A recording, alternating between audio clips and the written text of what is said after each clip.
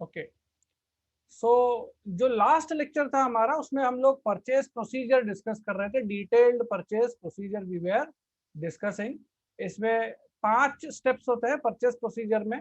पहला होता है परचेज रिक्विजिशन, दूसरा होता है सिलेक्टिंग अ सप्लायर, और तीसरा होता है परचेसिंग ऑर्डर, चौथा होता है receiving end inspection of material, and fifth होता है checking and passing of bills for payment.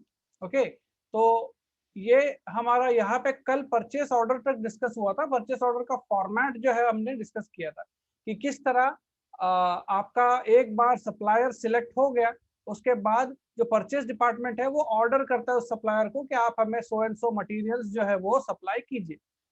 Late me open up our work board. इसमें कल का डायग्राम होगा हमारा, लेट अस सी।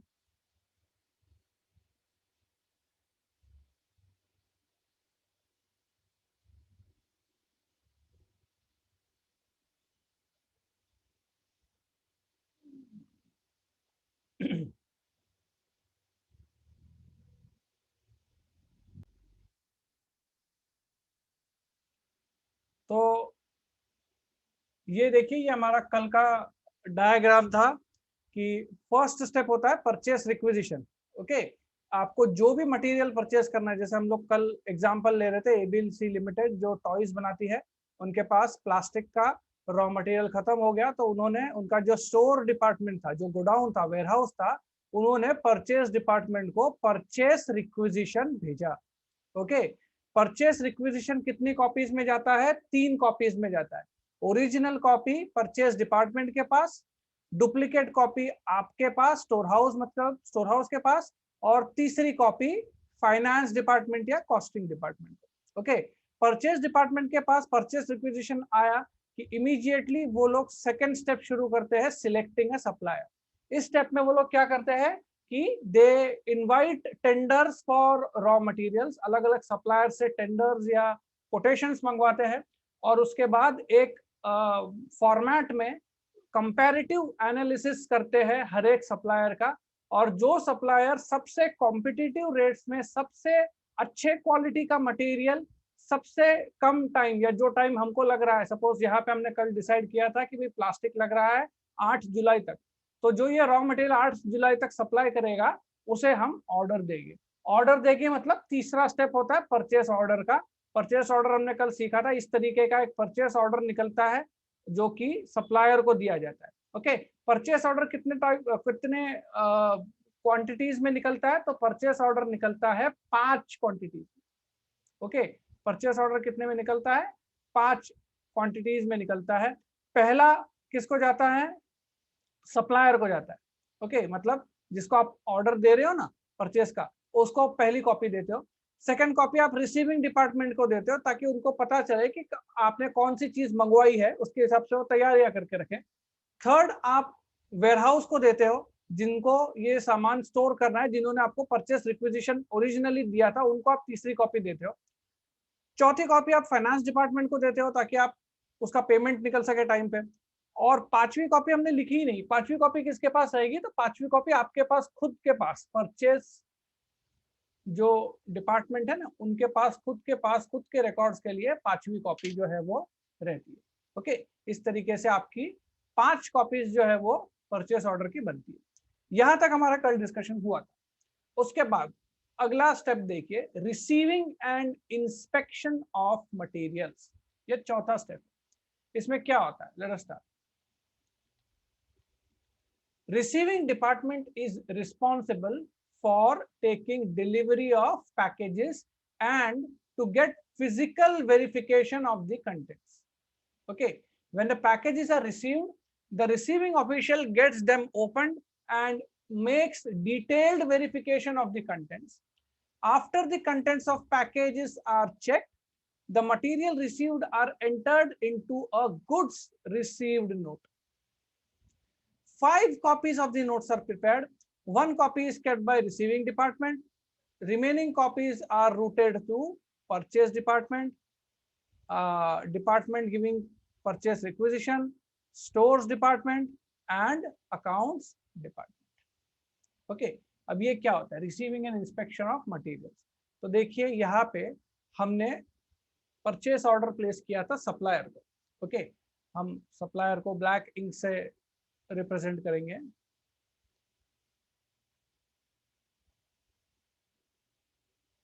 ये एक एक्सटर्नल पार्टी है, इसको आपने परचेस ऑर्डर दिया था।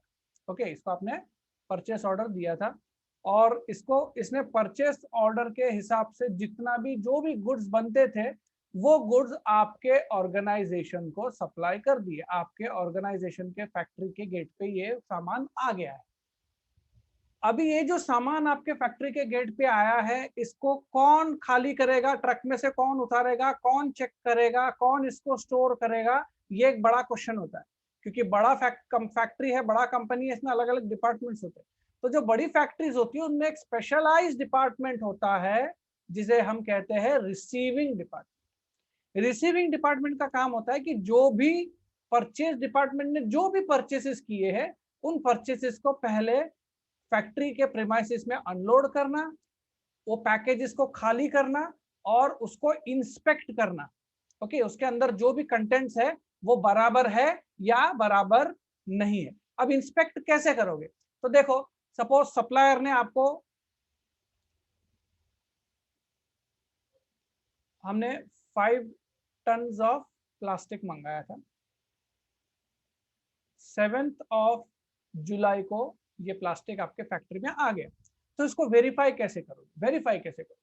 तो देखो, ये ब्लैक इंक में मैंने क्या आपको बताया है। ये ब्लैक इंक में कौन सी डॉक्यूमेंट की कॉपीज, 5 कॉपीज कौन सी आई है? ये क्या है, कोई बता पाएगा? रिसीविंग डिपार्टमेंट के पहले ये डॉक्यूमेंट आ चुका है, परचेस ऑर्डर। करेक्ट। तो परचेज डिपार्टमेंट ने जो परचेस ऑर्डर दिया है उसकी एक कॉपी रिसीविंग डिपार्टमेंट के पास है। तो ये जो परचेस ऑर्डर की कॉपी है इसमें ऑलरेडी लिखा गया है कि कौन सी चीज आपने मंगवाई है। यहाँ पे देखो, परचेस ऑर्डर में लिखा है ना कि कौन सी चीज आपने मंगवाई, डिस्क्रिप्शन, क्वांटिटी, कोड, प्राइस वगैरह वगैरह सब लिख के है और उसकी एक कॉपी आपके पास है। तो वो कॉपी के साथ जो एक्चुअल में आपके पास 5 टन प्लास्टिक आया है, ओके, उसको ये रिसीविंग डिपार्टमेंट इंस्पेक्ट करेगी कि भाई परचेस ऑर्डर 5 टन का था क्या? ओके, 5 टन का था, करेक्ट। कौन सी डेट तक डिलीवरी होनी थी? 8 तारीख तक डिलीवरी होनी थी, 7 तारीख को डिलीवरी हो गई, ओके, करेक्ट। क्या रेट से मंगवाया था? वो रेट भी लिखा होगा इसमें, रेट मैच कर रहा है, क्वालिटी मैच कर रही है, क्वांटिटी मैच कर रही है। If everything is matching as per perfect as per purchase order, okay, purchase order के हिसाब से रिसीविंग डिपार्टमेंट जो है वो इस गुड्स का इंस्पेक्शन करेगी। ओके, और इंस्पेक्शन करने के बाद वो अपना खुद का एक डॉक्यूमेंट बनाते हैं जिसको कहा जाता है गुड्स रिसीव्ड नोट, कि भाई हमको ये सामान मिल चुका। ओके, पर परचेज जो भी किया था हमको वो सामान मिल चुका। गुड्स रिसीव्ड नोट में किसके पास से मिला? सप्लायर का नाम, कौन सा परचेस ऑर्डर था। ओके, देखो यहाँ पे आपको परचेस ऑर्डर का नंबर रहेगा ना, वो परचेस ऑर्डर आपको यहाँ पे डालना है कि भाई कौन से परचेस ऑर्डर के लिए आपको गुड्स मिले। डेट डालनी है, जनरल रजिस्टर नंबर, जो रजिस्टर नंबर होगा गुड्स रिसीव्ड का, उसमें क्या नंबर की एंट्री है, कौन सी आइटम आई, उसका डिस्क्रिप्शन, कोड, क्वांटिटी कितनी ऑर्डर की थी और कितनी रिसीव हुई। अगर वेरिएशन होगा तो सपोज आपने 10 टन ऑर्डर किया था और आपको 8 ही टन मिला है, तो आप यहाँ पे लिखोगे कि 2 टन कम मिला है। ओके, तो सामान कम मिला है या नहीं वो यहाँ से पता चलता है। अमाउंट कितना है सामान का, बिल का अमाउंट कितना है और रिमार्क्स। ऐसा आपका एक गुड्स रिसीव नोट बनेगा और ये गुड्स रिसीव नोट बनेगा आपका 5 कॉपीज में। ओके, अगेन ये भी 5 कॉपीज में बनेगा। 5 कॉपीज किसको किसको जाएगी? ओरिजिनल आपके पास रहेगी, ओके, एक कॉपी आपके पास रहेगी, देखो यहाँ पे लिखा है 1 copy is kept in receiving department. Okay, बाकी की 4 कॉपीज किसको किसको जाती है? तो देखो, सेकंड कॉपी जो है, एक कॉपी परचेज डिपार्टमेंट को जाती है ताकि वो मैच कर सके कि भाई जो चीज हमने परचेज की थी वो चीज मिली है या नहीं। ओके, तो परचेस ऑर्डर के साथ वो लोग इसको मैच करेंगे, मैच हो रहा है तो परचेस बराबर है। वैसे ही रिसीविंग डिपार्टमेंट ने तो मैच कर ही लिया है, परचेसिंग डिपार्टमेंट भी मैच करेगी। तीसरी कॉपी स्टोर डिपार्टमेंट को जाएगी, तो वो लोग ये तीनों चीजों को मैच करेंगे कि भाई हमने क्या रिक्वेस्ट किया था, परचेस क्या किया गया और मिला क्या। समझ में आ रहा है? इनके पास 3 कॉपीज रहेंगी गोडाउन के पास कि उन्होंने ओरिजिनली कौन सा सामान मंगवाया था, परचेज डिपार्टमेंट ने क्या ऑर्डर किया और फाइनली क्या मिला। ओके, वो ये सब चीजों को टैली करेंगे। और अगली कॉपी जो है वो जाएगी आपकी चौथी कॉपी जिसको हम कहते हैं, पांचवी कॉपी किसको जा रही थी, 1 2 3 4, okay, store department purchase requisition को एक कॉपी गई है, परचेस डिपार्टमेंट। हाँ, यहाँ पे स्टोर डिपार्टमेंट और परचेस रिक्विजिशन वाले डिपार्टमेंट एक ही है, तो इनको 2 कॉपीज चले जाएगी, 3 और 4, और 1 कॉपी इसको जाएगी फाइनेंस डिपार्टमेंट। फाइनेंस डिपार्टमेंट भी जो है वो मैचिंग करेगा कि भाई रिक्विजिशन क्या था, ऑर्डर क्या किया गया और क्या सामान आया। ये सभी चीजों की 3 जगह पे मैचिंग होगी, 2 जगह पे यहाँ पे और परचेस डिपार्टमेंट में यहाँ पे और गुड्स रिसीव डिपार्टमेंट। ओके, मतलब मल्टीपल लेवल्स पे क्रॉस वेरिफिकेशन होगा कि आपने एक्चुअल में जो ऑर्डर किया था वही परचेस हुआ है और वही सामान आपको मिला है या नहीं।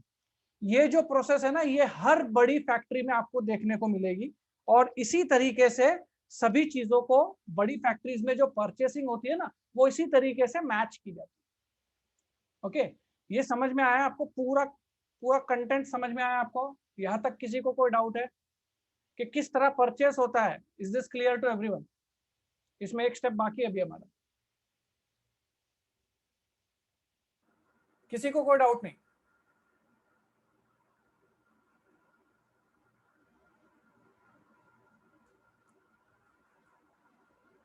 ओके सर वो फोर परचेस और वो रिसीट दी है, तो वो स्टोर हाउस को ही क्यों मिली? मतलब वो परचेस रिक्विजिशन भी उसमें कंबाइन है। यस, यहाँ पे परचेस रिक्विजिशन स्टोर डिपार्टमेंट नहीं दिया था, इसके लिए दोनों कॉपी स्टोर डिपार्टमेंट को मिली। कभी कभी कैसा होता है कि परचेस रिक्विजिशन अकाउंट डिपार्टमेंट देगा। सपोज यहाँ पे तो हमारा स्टॉक प्लास्टिक का खत्म हुआ था, तो स्टोर डिपार्टमेंट ने खुद परचेस रिक्विजिशन दिया। लेकिन कभी कभी कैसा होता है कि कोई दूसरा डिपार्टमेंट होता है, जैसे कि सपोज एडमिन डिपार्टमेंट है, उनके पास प्रिंटिंग के पेजेस खत्म हो गए। ओके, उनके पास प्रिंटिंग के पेजेस खत्म हो गए, तो वो परचेस रिक्विजिशन परचेस डिपार्टमेंट को देंगे। तो ऐसे केसेस में जो गुड्स रिसीव नोट मिलेगा उसका एक कॉपी जो है वो एडमिन को जाएगा, एक कॉपी स्टोर को जाएगा। समझ में आ रहा है? अगर कोई दूसरा डिपार्टमेंट है, स्टोर डिपार्टमेंट को छोड़ के कोई दूसरे डिपार्टमेंट से परचेस रिक्विजिशन जा रहा है, तब आपका एक कॉपी स्टोर को जाएगा और एक कॉपी दूसरे उस डिपार्टमेंट को जाएगा। अगर ऐसा नहीं है तो फिर स्टोर्स डिपार्टमेंट को ही जाएंगे। 4 ही कॉपीज में आपका जो भी बनना है वो 4 ही कॉपीज में बनेगा। Is this clear to everyone? No doubts? Yes sir. Okay, अभी एक फाइनल हमारा स्टेप बाकी है इसमें परचेस प्रोसीजर में। देखो, परचेस तो हो गया, गुड्स भी आ गए आपके पास। ओके, सब आपने मैचिंग भी कर लिया, एवरीथिंग। अब लास्ट स्टेप क्या है कि भाई जो सप्लायर है जिसने आपको पेमेंट किया था उसको आपको पैसा भी तो देना पड़ेगा। ओके, तो fifth and final step is the checking and passing of bills for payment. Okay, payment कौन सा डिपार्टमेंट करेगा? फाइनेंस। ओके, फाइनेंस या अकाउंट्स डिपार्टमेंट करेगा। ओके, तो यहाँ पे देखिए अकाउंट डिपार्टमेंट के पास 3 डॉक्यूमेंट्स है। पहला परचेस रिक्विजिशन जो स्टोर डिपार्टमेंट ने आपको भेजा था, दूसरा परचेस ऑर्डर जो परचेस डिपार्टमेंट ने आपको भेजा था, और तीसरा गुड्स रिसीव्ड नोट जो रिसीविंग डिपार्टमेंट ने आपको भेजा था। ये तीनों डॉक्यूमेंट एक ही परचेस से रिलेटेड है। जो हमने प्लास्टिक परचेस किया है उस जो हमने प्लास्टिक परचेस किया था उस प्लास्टिक से रिलेटेड ये तीनों डॉक्यूमेंट्स है। ओके, तो ये तीनों डॉक्यूमेंट्स को वेरीफाई करेगा स्टोर्स डिपार्टमेंट कि भाई प्लास्टिक जो ऑर्डर किया था, जो रिक्विजिशन किया था वही प्लास्टिक ऑर्डर हुआ है।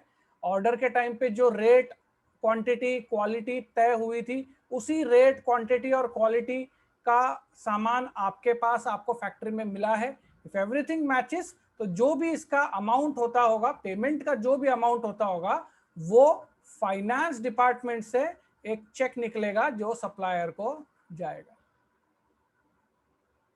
चेक या पेमेंट।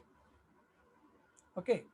और ये जो चेक या पेमेंट आपने फाइनल सप्लायर को दे दिया, यहाँ पे आपका परचेस प्रोसीजर जो है ये खत्म होता है पूरा। ओके, यहाँ पे आपका जो परचेस प्रोसीजर है ये खत्म होता है। Okay, so this is how the goods are purchased in any factory. कहीं पे भी आपको, आप किसी भी कॉर्पोरेट में जाते हो, परचेसिंग देखते हो, तो this are the steps followed in the purchasing. Okay, I hope this is clear to everyone.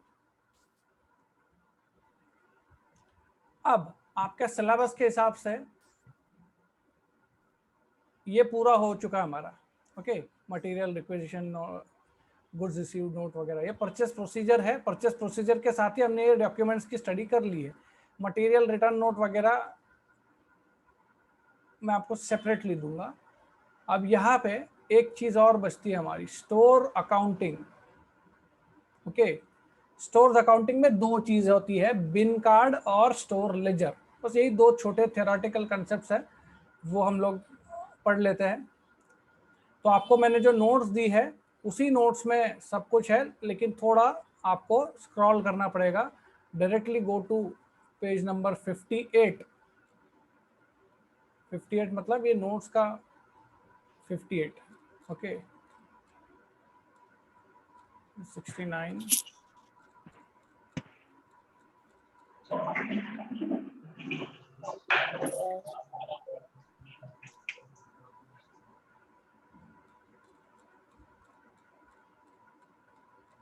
Yes, store ledger and bin card. Okay, यहाँ पे दो चीजें हैं। स्टोर रिकॉर्ड्स में दो चीजें आती है, एक बिन कार्ड होता है और एक होता है स्टोर लेजर। उतना हम लोग डिस्कस करते हैं, हमारा चैप्टर ये खत्म होता है।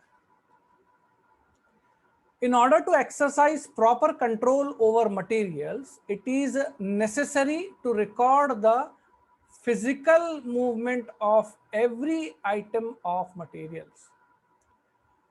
One of the main function of the storekeeper is to maintain records for receipts, issues, and balances of various items of material. Bin card and store ledger are two important records that are generally kept for making record of various items of stores.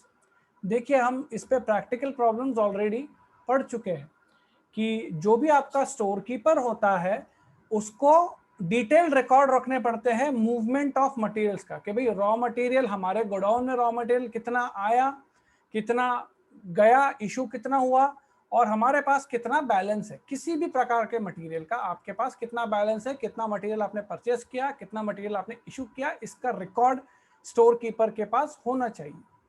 तो store keeper जो है वो दो documents use करता है इस purpose के लिए। पहला होता है बिन कार्ड और दूसरा होता है स्टोर लेजर। स्टोर लेजर हम लोग ऑलरेडी सीख चुके हैं, मतलब प्रैक्टिकल पार्ट स्टोर लेजर का हमने सीखा है। उसमें तीन तरीके भी हम लोगों ने सीखे, फीफो मेथड, लीफो मेथड और वेटेड एवरेज मेथड। बिन कार्ड क्या होता है वो एक बार देख लेते हैं। ओके, तो पहले तो बिन कार्ड क्या होता है, let us see. A bin card provides a quantitative record of receipts issued and balance of the material. Quantitative record देता है ये, मतलब अमाउंट नहीं बताता, सिर्फ क्वांटिटी बताता है कि कौन सा मटेरियल कितना है आपके पास। ओके, कितना मटेरियल आया, कितना मटेरियल गया और कितना बैलेंस आपके पास बचा है। The bin is where the goods are stored. Okay, bin का मीनिंग क्या होता है कि bin is where goods are stored. पहले पढ़ लेते हैं, फिर मैं आपको एक डायग्रामेटिकली पता होगा क्या है। A bin may be a shelf, almirah, open space, etc., depending upon the nature of commodity. These cards are usually attached to the place near the bin so that the receipt and issue may be entered as soon as they take place. Separate bin cards are prepared for each item of store. हर एक item के लिए separate bin card बनते हैं. And if there are two different materials kept in one almirah, two different bin cards, one for each item, are prepared, treating the almirah as two bins.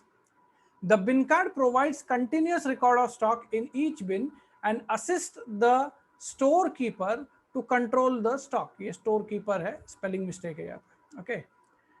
For each material, maximum stock to be held is also indicated so that fresh supplies may be ordered before the minimum is reached. These cards provide an independent check to store ledger. Store ledger के साथ ये एक independent check रखता है. In a large organization, storekeeper also keeps store control cards. ठीक है, no need to study store control card. अब देखिए ये एक बिन कार्ड है. ओके, ये एक बिन कार्ड है और इसको मैं आपको एक्सप्लेन करता हूँ कि ये क्या चीज होती है, कैसे इसको ऑर्गेनाइजेशन में यूज किया जाता है. ओके, तो let us copy this bin card. ये अब रब कर देता हूं मैं, ये हो गया हमारा पूरा.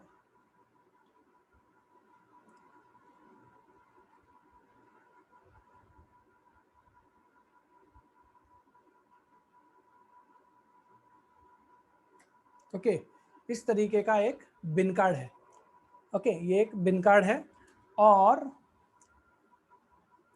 कैसे काम करता है ये बिन कार्ड देखो.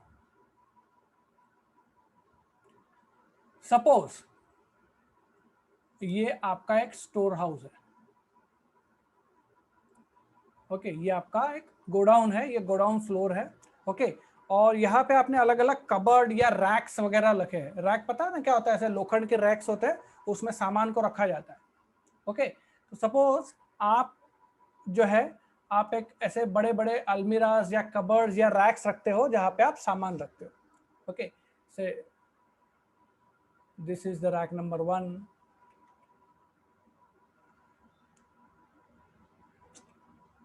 प्रॉब्लम है थोड़ा सा.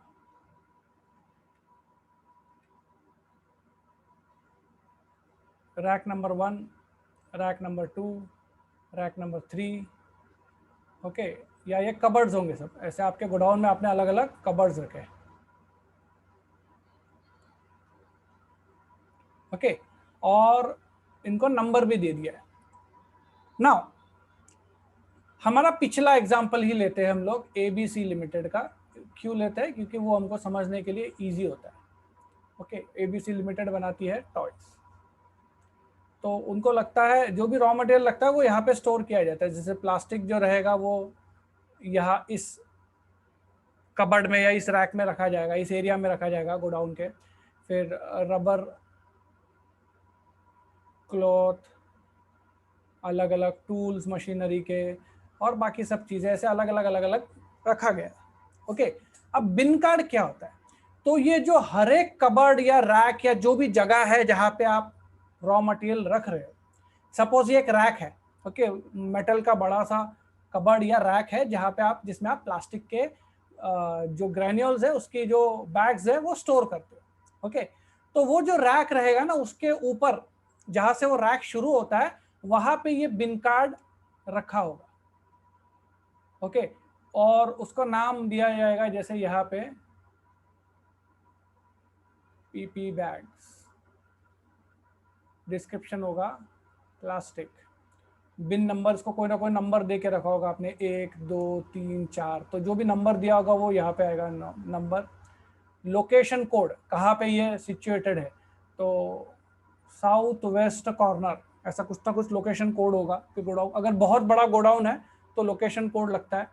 स्टोर लेजर में इसका क्या नंबर है, मैक्सिमम कितना लेवल रख सकते हैं हम लोग, तो मैक्सिमम लेवल रख सकते हैं 10 टन. मिनिमम रख सकते हैं 1 टन. 1 टन तो भी हमारे पास चाहिए ही. ऑर्डरिंग लेवल होना चाहिए 3 टन. मतलब 3 टन से नीचे सामान आया कि आप ऑर्डर करोगे. कितना ऑर्डर करोगे? 5 टन. ये फिगर्स मैं कहाँ से ला रहा हूँ? रैंडमली ला रहा हूँ, लेकिन ये फिगर्स कैलकुलेट करते आप सबको आता है. हम लोग ऑलरेडी ये सब सीख चुके हैं. रीऑर्डर क्वांटिटी, ऑर्डर लेवल वगैरह कैसे कैलकुलेट करोगे. तो जो भी आप कैलकुलेट करोगे वो यहाँ पे लोगे. और ये यूनिट मतलब ये क्या है? 10 1 3 क्या है? किलोग्राम है, लीटर है, सेंटीमीटर है, मीटर है, क्या है? तो यूनिट इसके लिए है टन. टन्स क्या होता है? 1 टन 1000 किलो होता है. ओके, इस तरीके का ये बिन कार्ड आपने इस कबर्ड पे लगा दिया. अब जब भी कोई प्लास्टिक का मटेरियल आपके गोडाउन में आएगा तो आप बिन कार्ड में एंट्री करोगे कि भाई ठीक है, 1 जुलाई 2021 में GR नंबर 2 3 कुछ भी करके 3 टन सामान आया. अमाउंट से आपको कोई लेना देना नहीं है.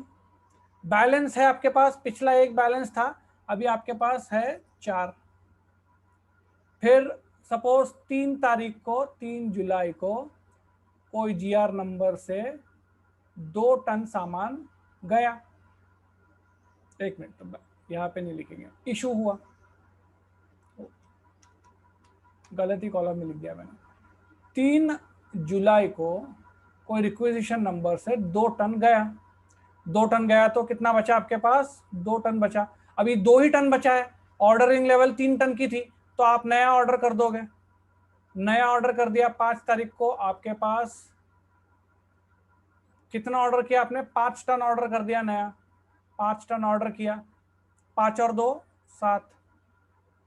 मतलब यहाँ पे कैसा हो रहा है, देखो रियल टाइम में, मतलब आपको अगर अभी पता करना है कि मेरे पास प्लास्टिक का स्टॉक कितना है, तो आप आपके गोडाउन में जाओगे और वहां पे प्लास्टिक का स्टॉक जहां पे रखा है ना, वहां पे जाके आप ये बिन कार्ड जो है वो चेक करोगे, उसका आखिरी बैलेंस चेक करोगे, आपको पता चल जाएगा कि ये रैक में कितना टन प्लास्टिक आपने रखा है। हर टाइम आप गिनोगे क्या, नहीं, 60 टन प्लास्टिक निकाल के गिनोगे क्या बार बार, नहीं, तो उसके लिए ये रिकॉर्ड होता है।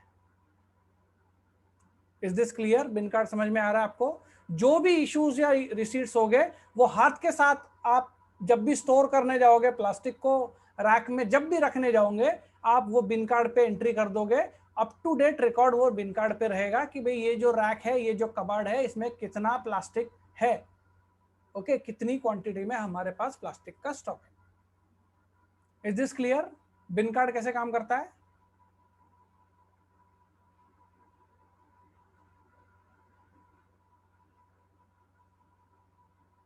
Any doubts?